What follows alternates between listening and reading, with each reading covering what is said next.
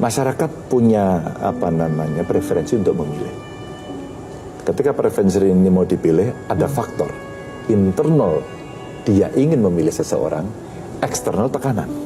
Tekanan ini banyak cerita yang kemarin disampaikan bahwa tidak diakui nggak apa-apa.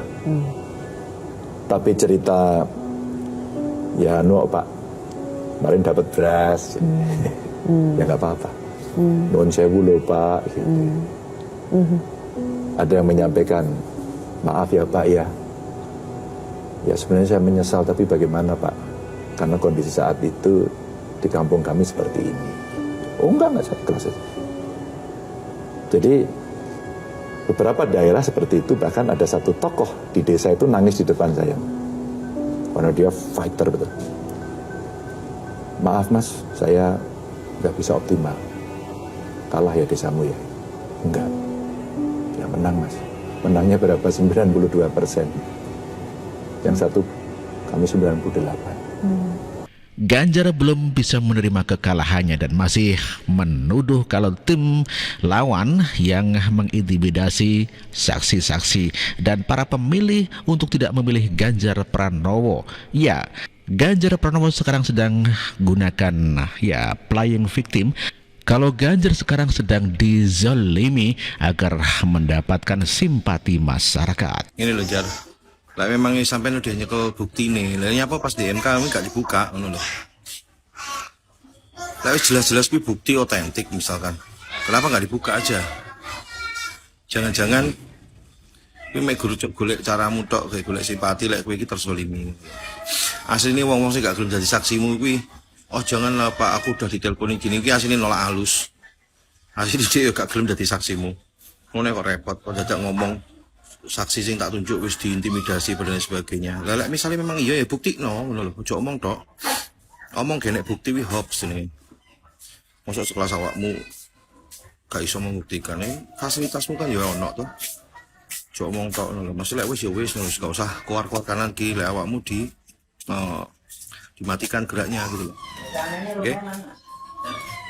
Inilah tim Ganjar Pranowo yang sombong. Dia mengakui akan terjadi kemenangan satu putaran Ganjar Pranowo dikarenakan dia sudah mengetahui di 24 provinsi di Indonesia yang menang adalah Ganjar Pranowo. Mau survei ngomong apapun, kalau saya secara pribadi sampai ini hari dan sampai nanti pencoblosan, saya yakin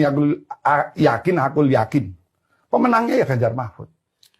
Pemenang dalam arti satu putaran atau dua putaran? Mau satu putaran atau mau dua putaran, buat saya itu nggak penting. Tapi Presiden 2024, Wakil Presiden dengan pasangannya Wakil Presiden 2024 sampai 2029 itu ya Ganjar Mahfud. Apa argumennya Pak? Argumennya? Iya. Argumennya saya turun ke lapangan, 24 provinsi. Namun Adi Prayitno menskakmat keyakinan para tim pendukung Ganjar Mahfud. Satu-satunya cara untuk menghalangi nomor 2 satu putaran adalah dengan cara Ganjar dan Mahfud suaranya naik minimal di atas 22%. Tapi nomor 2 juga membaca sepertinya kunci untuk menang satu putaran adalah menggembosi suaranya Pak Ganjar dan Pak Mahfud. Karena loyal voter, strong voter yang dimiliki oleh kubu Amin, rasa-rasanya agak susah untuk pindah ke lain hati. Iman politik pemilih Amin ini susah untuk digoyang. Tapi beda dengan pendukungnya Pak Ganjar dan Pak Mahfud yang saya kira memiliki irisan secara diametral dengan Pak Jokowi. Oleh karena itu menurut saya inilah yang menurut berbagai temuan-temuan kami yang lakukan sehari dua hari ini ada anomali. Kalau bicara pilpres rasa-rasanya memang Ganjar dan Mahfud tidak kuat. Tapi ketika bicara tentang pileg, bicara tentang suara partai, kok rasa-rasanya PDIP belum tergantikan per hari ini. Nah, itu dia. Ini yang menurut saya ada hati dan pikiran pemilih-pemilih Pak Jokowi itu dalam tanda kutip memberikan toleransi kepada PDIP secara kepartaian. Tapi untuk pilpres dia kemudian migrasi, pedol desa, beramai-ramai, bondong-bondong kemudian mendukung Pak. Keyakinan Ganjar Pranowo akan memenangkan satu putaran ya pasti dikarenakan awal-awal dia nyapres pasti mendapatkan dukungan seluruh rakyat Indonesia dan juga dukungan dari Presiden Joko Widodo tentunya begitu. Sekjen dan seluruh jajaran dari Perindo selamat datang. Terima kasih yang pertama kepada Ibu Ketua Umum atas kepercayaan yang diberikan dan dukungan dari Pak Haritanu dan Perindo, dukungan kepada saya sebagai calon presiden. Pada saat pertemuan partai di PDI Perjuangan, kami selama ini mampir Kami berkunjung, bersilaturahmi, berkoordinasi dengan P3. Rasanya sekarang tambah satu lagi PR-nya. Saya harus mengunjungi kantor Perindo begitu, Pak. Sehingga nanti kita bisa mendapatkan masukan-masukan sehingga rampak barisan kita dalam bergerak bisa lebih lancar dan insya Allah dengan doa Bapak Ibu, dengan semangat kita semuanya kita akan memenangkan ini satu putaran. Ganjar, politik ketakutan tadi seperti apa, Pak? Apa itu? Politik ketakutan tadi mungkin bisa dijelaskan, Pak. Halo Pak Ganjar Pranowo yang saat ini sedang dihukum rakyat seperti HP Lobet 16%. Itulah yang Anda tanam dan sekarang Anda tuai. Nggak usah selalu bikin narasi yang macam-macam, Pak Ganjar. Alangkah baiknya jika Bapak menjadi negarawan ya dan segera sadar bahwa memang rakyat tidak menghendaki orang kemelinti, bilangnya si Panjaitan itu. Bapak itu kemelinti bilangnya gitu loh. Itu gaya sok memberi nilai 5 Menhan. Itulah hukuman rakyat buat Ganjar Pranowo sekarang.